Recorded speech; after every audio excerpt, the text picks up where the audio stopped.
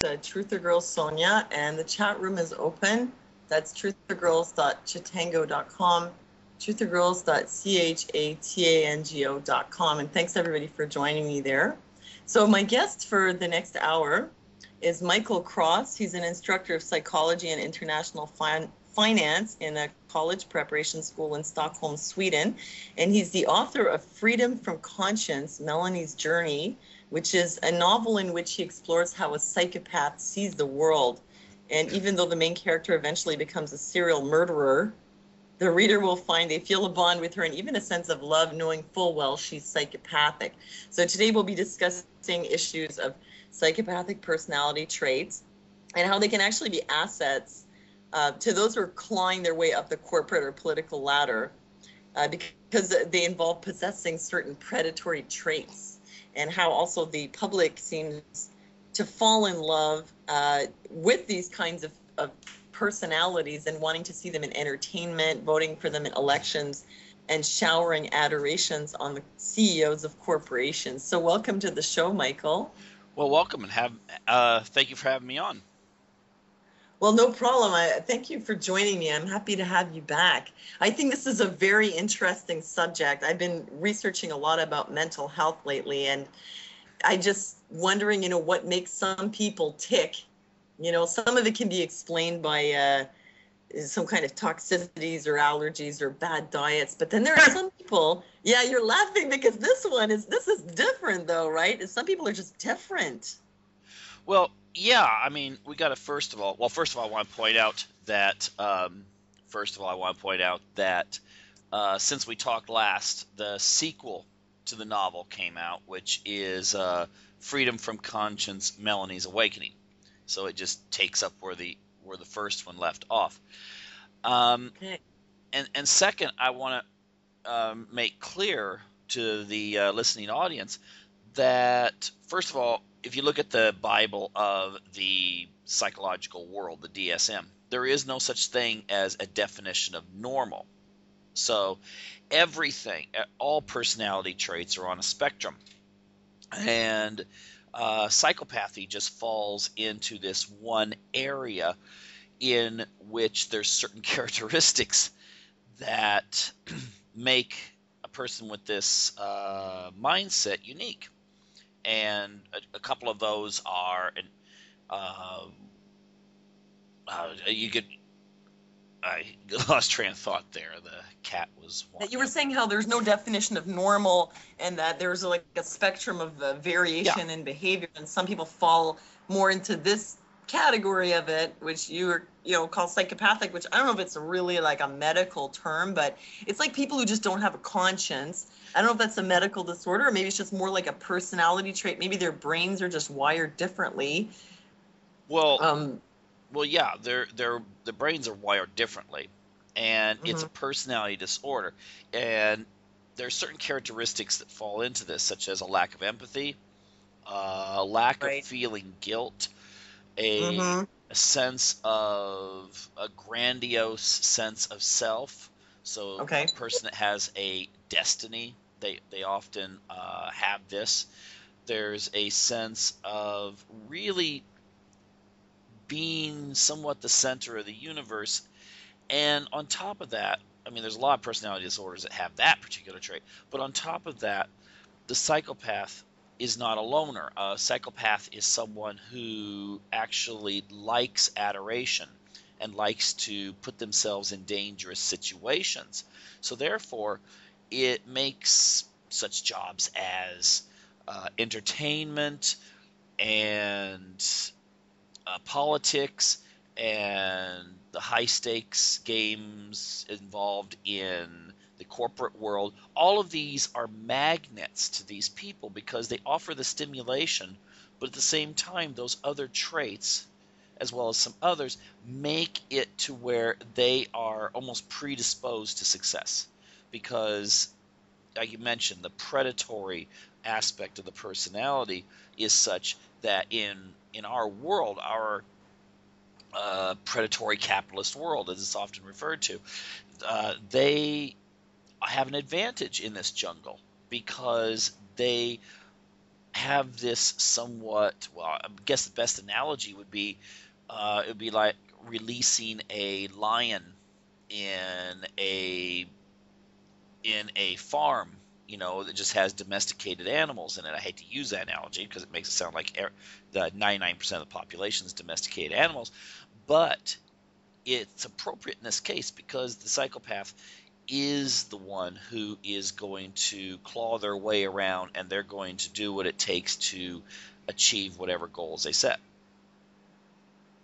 And are they, when you say that they have no conscience, they have no empathy, they're completely self-centered, are they like this in all areas of their life? Because some people might be very much like that at work, but then outside of work, they might be very loyal and kind to their friends. Well, so with them, is it like pathological across the board? And that's one question. The other question is, are they this way in their personal relationships? And then what is it like to be in a relationship with one of them? Well, now that's the interesting point. If you watch the documentary that was done on Richard Kuklinski, a very famous killer. Yeah, he points out that he had very little remorse when he'd do his killings. He had very few feelings, but he had very strong feelings for his family. And they never knew what he was up to. Exactly. And I guess a good analogy, although I don't want to fall into some of this, sometimes on the alternative news, you get into that reptile thing. But if you think about it, even a crocodile or alligator will kill anyone or anything that tries to harm its young. And we might think, well, is that emotion? Is that love? Well, it might be. We don't know how a crocodile thinks. But at the same time, when you're talking about the such things as the hair checklist or some of the other definitions of psychopathy, or as some people would call it, sociopathy, there is nothing that says that they cannot love. It's just something that often is reserved only for first-degree relatives. So they can actually be very loyal in one sense. They can be very, I use this analogy often, that a psychopath could be very loyal to his or her spouse and at the same time their mistress and to their children. So, and some people think, well, what are you talking about, mistress and that sort of thing? You're talking about loyalty. Well, they define their loyalty. Right. And that's kind of common in some countries. I mean, in some places, like in Europe, it's really common for not maybe all of Europe, but like say in Italy, all the politicians have mistresses. It's kind of really known. So you can kind of get yourself into a mindset where you can accept something or not. But here, where it's not so culturally acceptable, at least not out in the open, someone like this could just do it and not feel at all bad about it. Well, that's an interesting point. Psychopaths, you could call it a hyper-individualism. They, at a very young age, will question the dominant paradigm. They will question everything because at one point, now this sounds very interesting, they're often defined as authoritarian, but that's only when they get into power. When, let's say you have just a child born into a regular middle-class home and they happen to have this personality trait, they will question any sort of restrictions on their personal quest or freedom in whatever they want to do. So they're not going to have that kind of conscience that we often think of where your minister says thou shalt not do this, or the school teacher says you shouldn't do this, and so forth. They will not recognize that by and large. That's why a lot of times the less intelligent psychopaths get in trouble and wind up in jail. The really smart ones wind up in the Congress, the Senate, the parliaments, and the corporate boardrooms. I wonder if it's a question of intelligence as in intellectual intelligence, or it's more like a question of social intelligence. I mean, you could have somebody who's very devoid of conscience and empathy and has no innate desire to please others or to follow rules or to cooperate. And one person like that could also have a very astute sense of social intelligence, and be very good at reading people's emotions and cues and actually manipulating them. Whereas the other person is also like oblivious to those cues, and that person might end up being much less successful actually just more dysfunctional and maybe more criminal? Well, I think a lot of it has to do with how we use whatever talents that we're born with. I mean, you could be psychopathic and have a low IQ, or you could be psychopathic and have a high IQ. The person with the lower IQ will still have that mindset of doing whatever they want, but they might not have the mindset to be able to set goals and to achieve those goals. That's one of the actually characteristics of psychopaths. They have a hard time in fulfilling goals and going from step A, B, C, D. But there are those with a higher intelligence, with higher aspirations, that even at the age of, you've heard of these things where they talk about presidents of the United States, and they'll admit that when they were 6 or 7 or 8 years old, they had the goal to be president of the United States. Now, most kids are like, well, I want to be a fireman, or I want to be a model, Right. or I want to be that. They will set these very high, some of them will set very high goals, and they will not let anything stand in their way of achieving that. Now, when you talk about the social the emotional intelligence, I often use the analogy of comparing someone with Asperger and comparing someone with psychopathy. The Asperger has a hard time being able to interact with people because they have a problem with being able to read people's emotions and then acting appropriately. So they're often the person that's sort of an outcast in that sense. The psychopath, when they're young, is sort of the same way, except they are able to, for some reason, they're able to interpret what people are thinking and to add this to their personal repertoire or their persona. And they learn very young how to get their way, and what maybe someone will display certain emotions. They will be able to play up on that and then be able to get their way. That's a big difference, because you know what, and I'm not saying this to try to make people on the autism spectrum sound bad, but for some reason there is some association between high functioning autism and criminality, and you can look this up, and there are studies, and I don't know if it's just because they're high functioning for autistic people, but they're not really able to function properly in society, and so they may be relegated sort of to the fringe, not really given a lot of help. Really, autistic people in general are not offered a lot of help, but someone who's high functioning may be misunderstood even more and not able to function at the level that they should to be able to just take care of themselves, have relationships, keep a job, have some interest.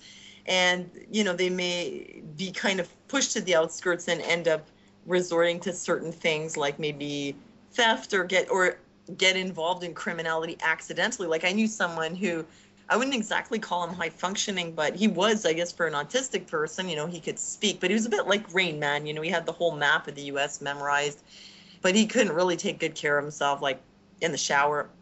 And at one point he was taken in by some criminals and they had him robbing houses, so it was like he was sort of being taken advantage of. But I've read that there's this association or this risk of getting involved in criminal behavior for people with high functioning autism. But the thing is, the difference between that and a psychopath is the psychopath like intentionally will, like you say, will be able to read people's cues, will be able to read emotions, and would be like a con man, able to play on those things and use it to their advantage.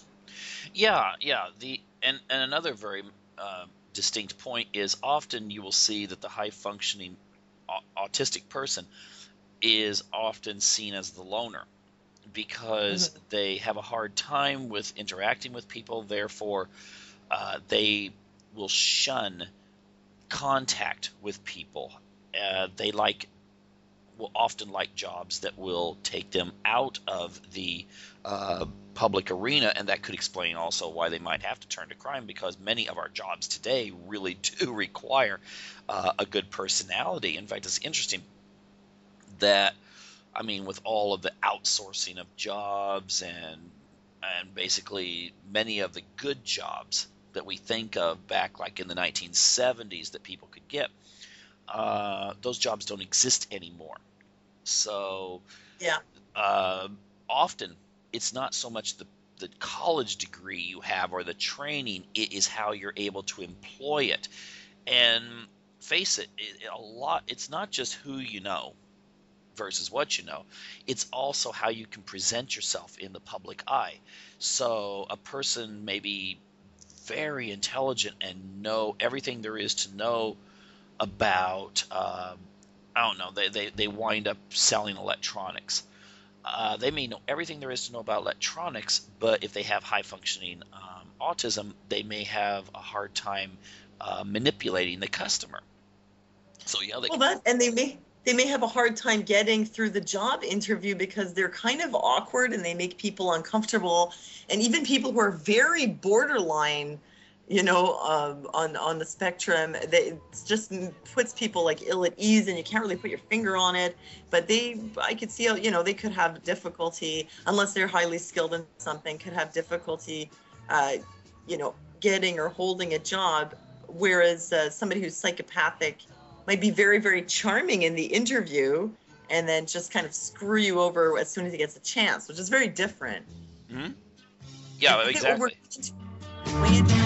Your daily dose of conspiracy and comedy. It's the Vinny Eastwood Show. Tango.com, ThrutherGirls.CHATANGO.com.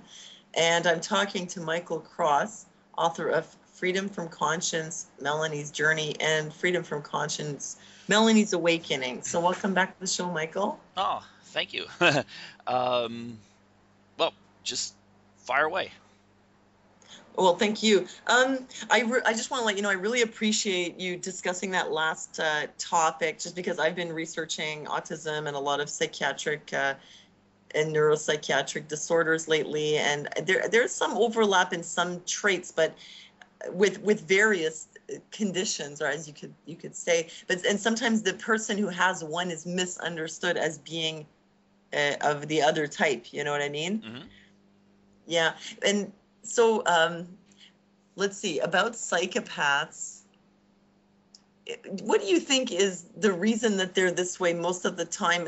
Do you know anything about how they are when they're young? Were they like born this way, or did they become this way because of handling or lack of love? Or have you ever heard of what did the parents say about their child? Were they like that from the beginning? Or were they maybe abused, or were they just raised to be that way? And I'm really wondering about how they become this way, because I actually know someone who I think the woman he had a child with is like a psychopath. I mean, she's like completely self-centered, but to like a point where it's crazy. Like she got, what she did was, I'll just tell you the story quickly, okay? She put up an ad looking for a roommate. As soon as the guy became her roommate, she made him her boyfriend, and she just manipulated him for years. She was very kind of psycho, you could say, and she at one point even stabbed him in the chest and then forbid him to go to the hospital. Luckily, he survived. It was only a very small knife. And she then got pregnant, had a daughter, and when she had her baby, she refused to even diaper her. And he was working. He would have to come home on his break to change the baby's diaper and then go back to work. And he ended up losing his job. And she was abusing him for years. And then when he finally pressed charges and they ended up in family court to decide custody arrangements, she used the daughter as a weapon. She made up complaints of sexual abuse and physical abuse, brought her in repeatedly for exams, like very invasive exams, knowing that she was making this up just to try to get back at him. And she actually like traumatized her child. The child ended up in foster care for 3 months while they sorted this out. They ended up psychologically testing both parents and really looking at the situation. They figured out the mother was a psycho, and he ended up getting sole custody. And the psychoness continues to this day. She still does very strange things on their visits, but I watched this woman, and when I first met her, I had the feeling something was off, and I was a bit scared of her. She invited me up to her place one day, and I called my husband, and I was like, oh, she wants me to come up and eat shrimp, and she says there's only one serving, and I was afraid of what might be in it, Mm-hmm. But I wonder, how does a person end up being like this? So what did their parents say about them from when they were young? Were they always like that? Or is it nature or is it nurture? What do you think? Well, I think it's a combination, and then you add into that how the child is raised. Because if you take a look at the way that the terms are used. Often, psychopathy is used by those people in the psychological field who feel that this is a personality trait and that it is an interplay of genetics and environment, whereas sociopathy almost, well, we go into forever about the politics involved in DSM. The sociopaths, it's often when people think that it is totally environment and these characteristics come along because of environment, and then on top of that, the person has to actually get involved in doing things that are illegal. Many psychopaths never actually do anything illegal. In fact, they may be experts at finding ways to bend the rules but never to break them. So if you think of politics, often someone will do something, you'll say, well, it's unethical, but then you take a look and you find that it's totally legal to do it. Now, my belief is that it is a combination of the environment and the genetics. And in that sense, let's say you have a child that's born with these characteristics, this personality trait. Now, if they're raised in a home that's loving, caring, that there's a strong ethic that is promoted, that and the child actually respects that and connects to that, then that child will use that trait in a positive way. Now, when we may think, well, positive, what do you mean by that? Well, we could go back to the 1950s, what the ideal male was. You weren't supposed to show a lot of emotion. You go to work, you advance yourself, and you provide for your family. Well, a psychopath can do that quite well. And the thing is that we don't know what people's motives are behind something. I read an article recently that said that one of the top occupations for psychopaths was emergency room doctors. But really, yeah, that's just the last thing you want to have in an emergency room as a psycho. Well, maybe not actually. Now, what was interesting was general practitioners, people that just do regular doctoring, were on the 10 least psychopathic people.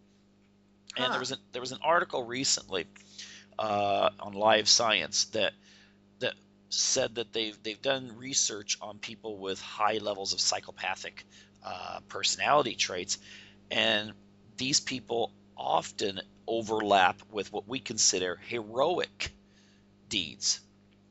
And you're thinking, what do you mean by heroic? Well, think about the emergency room doctor.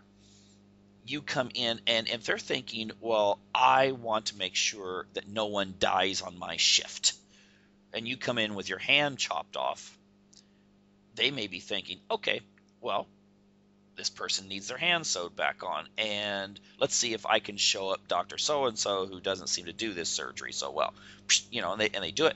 And you're not so concerned with what his or her motives were because, they may see you as a statistic, but they may also see you as a challenge, and therefore they do the right thing. I would tend to think that some of our Hollywood heroes display a lot of psychopathic tendencies. And, well, one, you could look at those old Clint Eastwood movies where he rides into town. He really doesn't have a lot of emotions connected to whatever town he goes into, but he cleans up all the bad guys. Well, and he doesn't really show any morality or those kind of traditional things that we would say are associated with being a hero, but he still gets the job done. And if you take a look at a James Bond character, James Bond is not the most sentimental. I see what you mean. So the thing is that then we can extend that to presidents. I personally would question if, in the United States, for the most part, I would actually say that most of our U.S. presidents have been high up on the psychopathic list. I mean, you don't get to be president, or if you're looking at other countries, you don't get to be prime minister, being a nice, sentimental, loving, caring, cuddly person. No. You get there because you're competing with other people who also have the goal of becoming prime ministers or presidents or leaders or whatever. And so therefore, when it all gets sifted out, it's sort of like when like kids will often throw either scorpions in a jar or spiders in a jar, and then what happens is they kill each other until you have one that finally succeeds in surviving, and that's the top dog. Well, that's the way our political system and our corporate system works. So therefore, the psychopath is somewhat well suited for that. So now, if you raise a kid in a bad environment, whether it's poverty or insecurity or abuse, well, then you've got this predatory person, but then you release them out when they turn 18, and they're not going to show any ethics. They're not going to show that, well, I don't want to do this because, and blah, blah, blah. I would actually say that you're not going to see a difference in religious circles. When it comes to psychopathy, you're going to have the same percentage of people involved in religion. But are they going to feel guilty if they do something, they break one of the 10 commandments? No, they're not going to feel guilty, but they may feel like, okay, well, am I going to, if I die tomorrow, is God going to forgive me for this? So it's more of a sense of accomplishing a goal or to fall in line and not be punished than it is any kind of heartfelt sorrow. So if you catch some televangelist doing something bad, and he or she gets up there and they look like they're crying and, oh my gosh, I've sinned, please forgive me. Well, probably once the cameras go off, they're touching their makeup back and everything. And it's just a big act. Yeah, but they may sincerely believe in God and all these commandments, but to them it's an intellectual experience. It is not an emotional. In fact, they see people waving their arms up in the air and crying and saying praise Jesus, stuff like that. They're not going to really understand that so much because not really. Like, they'll do it. I think they go through the motions because they know it looks good. But it doesn't mean very much. No, it doesn't mean anything in their hearts, but it may mean something intellectually. So therefore, they may wind up becoming leaders in their religion or whatever, even though they don't have all that cuddly emotion that we think, oh, well, they should have that. They're not particularly enlightened and full of love like the guru that they supposedly follow, like somebody who's a Christian and follows Jesus. And they're not particularly exemplifying the love and the compassion of Jesus, but they can kind of fake it. They fake being a godly person, or maybe they don't have a lot of bad habits, or at least they don't let you see them. I've seen that a lot. They know how to put on a good face. Yeah, because they have a persona that they have to protect, because that is really who they are to the public, and so therefore they may try their best to make sure that does not get damaged, and therefore, we may look at them, especially in this media-saturated society in which we don't elect politicians anymore. Well, actually, we do. We no longer go by politics. We elect the politician by who they are. We are motivated by the politician more so. Well, now this is an interesting thing. Humans tend to think that other humans behave the way they do and think the way they do. So if they see a politician with his arms around his wife and his kids are standing there and they got the family dog, they get touched by that. They're like, wow, he's a very caring, warm person, because they're caring, warm people. But in reality, this could be a total show. This could be you know who did that? Who specifically did? Stephen Harper. He had his picture taken where he was holding kittens to make people think, like, what a sweet guy. He loves kittens. The whole kitten thing, it really didn't do very much for our country. They should have voted based maybe on other things, not so much on how he feels about kittens, But unfortunately, I mean, if you study into Edward Bernays, or, who he took all of his ideas from, Freud, most people are motivated by emotions. We may come back and say, well, you interview a little old lady in her apartment and say, why did you vote for this politician? And she may say, oh, I like his ideas on jobs and the economy. But if you really talk to her extensively, she may be going, I just saw him with those kittens and it was so touching, and we need people like that. And you see, that's the thing. We will I know. Well, my friends were like that. My friends were saying, I'm voting for Harper because he's a Christian. And some people were like, oh, did you see a picture of him with the kitten? That's so cute. It's like, how naive are they, Yeah, and I voted for the man because he likes cats. I mean, that's what it takes to run a country. You got to like cats. Well, you ask the average. I mean, I've seen these videos on YouTube where they go to like an Obama rally and they start asking people questions about his policies, and they may even ask the question like, "Well, do you really?" And they'll fake the question. They'll say, "Well, we know that Obama believes in the rights of the unborn and is against abortion. Does this?" What? Well, now hold on. You ask the question to the Obama supporter and say, "How do you feel about that?" He said, "Well, I'm pro-life too. I'm Catholic, and I really, really admire Obama for standing up for children and stuff." And you're going, "Well, wait. No, Obama does not support that policy." But yet, he voted for partial birth abortions when he was a senator, which means inducing labor of a baby up until 9 months, up until the due date, and then sticking an object, like a pointy thing, into its head to scramble its brain and then deliver it dead. I mean, that's, if you're kind of on the fence about whether abortion is murder, okay, well, if it's that kind of a partial birth, I mean, what?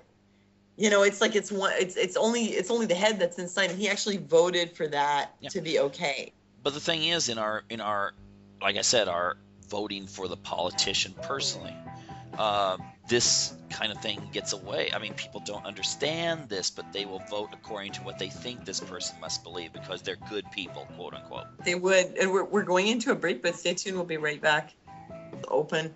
That's ThrutherGirls.chatango.com, ThrutherGirls.chatango.com, and I'm here speaking to Michael Cross, author of Freedom from Conscience, Melanie's Journey, and Freedom from Conscience, Melanie's Awakening. So welcome back, Michael. Well, hi there.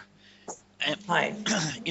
We were talking there, talking about some of the politicians, and I just think it's so ironic that we have situations in which, well, I mean, you can see this. You can see people with "We want peace now" bumper stickers on the back of their car. At the same time, you'll see an Obama for president bumper sticker on the same car.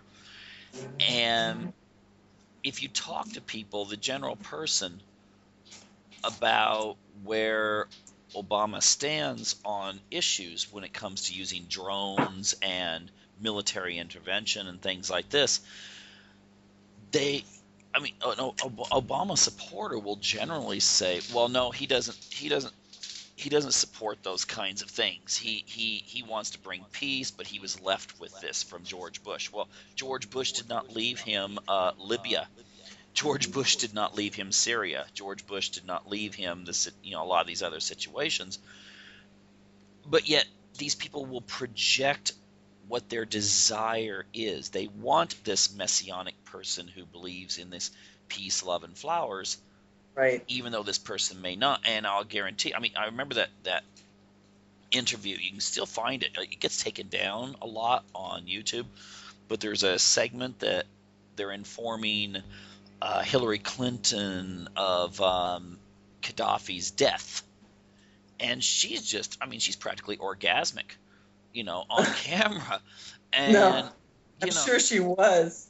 Yeah, and it's just, to me, that's like, okay, this should be warning signs. That's weird, man. Yeah, you know what? Speaking of warning signs, though, I had promised everybody that we'd go over the warning signs that you're dealing with a psychopath. So what are some of the traits or behaviors to look for? And maybe how can you sort of shield yourself against them or their effects and their behaviors?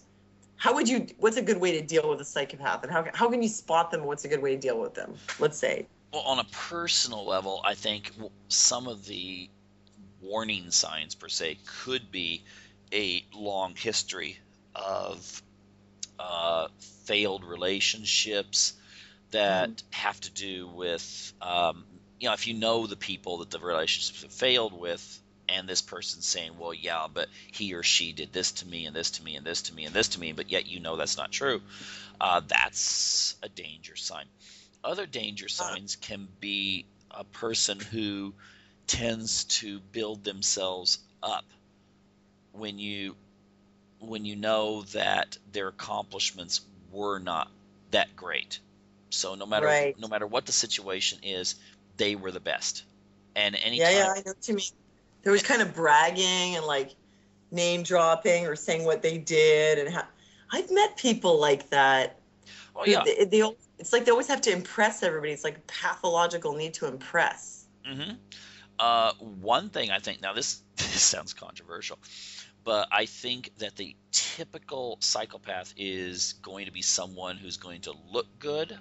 And what I mean by that is not necessarily that there's a connection between attractiveness and psychopaths, but they're going to take good care of themselves. They're going to present themselves quite nicely. I don't really think you're going to find too many psychopathic people who are going to just let their bodies go. And they know that image is very important. Exactly. And they're going to want to present the best image. Also, people that always refer to situations in the I sense. I did this. I did this. I'm this. I am that. You ask them about their kids, and they're like, "Well, I made sure that my daughter studied this, and I made sure that my daughter." So they're projecting their daughter or son or whatever success through what they did, not saying that, well, my daughter has these traits. That's going to be I developed these. So a lot of it's hard to tell, completely. But also that idea that they can suddenly justify anything. They're the ultimate in situational ethics. They may say, well, it's okay to do this because all the time, instead of being really motivated by some sort of ideology or any kind of religious type of reasoning to go up against the system, and also feeling no real guilt or remorse. I mean, if you have a situation where you mention, oh, by the way, did you hear that your best friend in high school died recently? And they suddenly are like, oh, okay, and at first they're like, oh, this is terrible, but then they're just like, okay, so are we going to go do that? And they just can brush it aside really easy. Get back on the subject or whatever, like, oh yeah, he died. Oh, well, that sucks. What a shame. Or what are we gonna have for lunch? Yeah, and unless someone's looking, and so, unless they're faking it, or unless they're gonna make, oh, well, that's awful, and I feel so bad. And I mean, like we said, if they're very clever about how to know how to present themselves. This is reminding me of this guy I went out with once, and he said he was so obsessed with, his clothes and the way his hat was and all this kind of stuff and the kind of car he was going to drive. I said, what does that matter? You think anybody's really looking at how your hat is on your head? And he said, Sonia, image is everything. And I realized, I guess in his world it is, and to his friends, maybe that's the secret of success, is just fake it till you make it. Like, just trick everybody into thinking that you're a success, and they'll just give you credit where you don't deserve it. He was very manipulative. I kind of wonder about him sometimes, But if we think about it, unfortunately, that's where our society's going. I mean, we raise kids on children's networks, and personally, this is just my personal opinion. I would if you have a choice between letting your kids sit in front of the average children's show that comes out now, and I mean the corporate network churned out, fare that seems to really promote materialism, and no one actually studies on those shows. They just go to school and they look good for their friends, and and teachers are stupid, and parents are either not there or they're stupid too, or unenlightened. I mean, I'm almost rather the kids sit in front of Terminator or Aliens or something like that. At least they're not going to get this horrendous message that everything revolves. I know. Yeah, I see. And those shows like Mean Girls, the popular girls are absolute psychopaths. Well, take a look at all of our. I mean, we have these shows, these reality shows where we take 20 people and only one can win, and we're actually rewarding people for being manipulative backstabbers. I mean, and you know, it's bad enough for adults to be watching this indoctrination into like this social Darwinistic psychopathic world, but think about the kids that are watching this at the same time. This is where they're getting their education.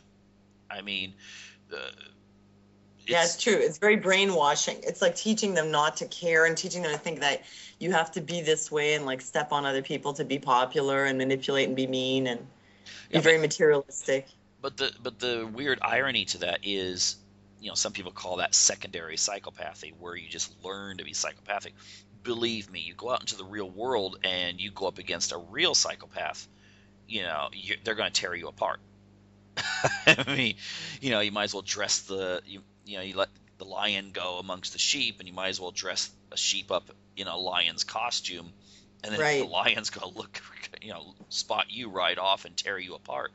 right. Um, so it's not doing these kids any good. In fact, it's throwing them out Mm. without any kind of real anything. I mean, there's no jobs for these kinds of people in the future. That you've got to accomplish something or have some skill, not just, well, I'm wearing these designer shoes and jeans and purse, and so therefore everyone just will admire me now. I know they have their priorities very screwed up. I've seen some of these reality shows with these spoiled kids that have no money. They live off credit cards. They got $300 hair extensions and a car and a cell phone, and they've got it all mixed up. And they're thinking of themselves as living a glamorous celebrity lifestyle, but they're not glamorous or celebrities. They've really got nothing going. They're just living on credit, and somehow they've been convinced that that's cool. And then also they're probably not very nice. They treat their parents like crap. And it's like if our kids are brainwashed like this. If you look at even the shows from the 50s, the kids didn't act like that, to each other. Maybe they did a little bit. I don't know. But But yeah, it's weird. It's like they're socially engineering people to try to be psychopaths. But then, like you say, you can kind of try to learn that inconsiderate behavior somewhat, but a real psychopath is something else. yeah, and the interesting thing is that, mentioning, all this, hair extensions and things like that, is, and without going into a lot of detail, there were studies done in the 1950s on people's cars, and they found that middle income people parked their cars in their garage. Lower income people parked their cars outside, and the reason for that is because of status. Because you'll often go into a lower class, working class neighborhood, and they'll have a really, really nice car, but their house is a shambles. Whereas you go into a middle class neighborhood and the person's, has a nice house, but they have a 15-year-old car. So the media has learned that it's easier to promote buying these things that they can afford. Most people, low income, can afford a nice pair of designer shoes or a purse, Right. and stuff like this. So they concentrate on those people because they're the most vulnerable to buy things. And lower income people tend to watch way more TV because they have nothing else to do, really. They don't have the money to go out and do these other things that middle class people do. So therefore, they Right. sit here and watch this indoctrination that if I live in a ghetto, I wear these nice gold chains, and that makes me rich. That's very, very true. That's a great point you just made there. And we're actually at the end of the hour, so thank you very much for coming on with me, Michael. That was great. Well, thanks for And having me on. oh, it's my pleasure. And everybody else, thank you so much for joining me, and have a great weekend. And Now have a you great and your family and friends